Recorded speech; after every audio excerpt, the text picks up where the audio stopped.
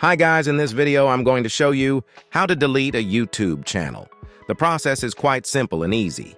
First, sign up with your account on which you have your YouTube channel. As you can see from here, I already signed in with my account, so once you sign in on YouTube, tap on your profile icon on the top right. From here, you will see the icon Settings. Tap on this one.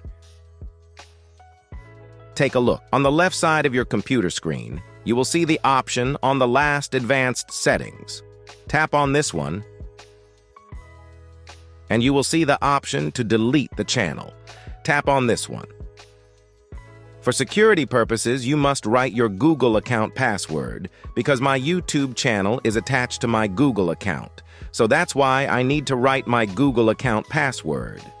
Once I write my Google account password, then I need to tap on the option Next.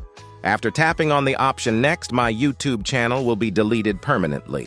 If you found this video useful, please show your support with a like. Your feedback is invaluable to us, so feel free to share your thoughts and suggestions in the comment section below. We are eager to hear from you.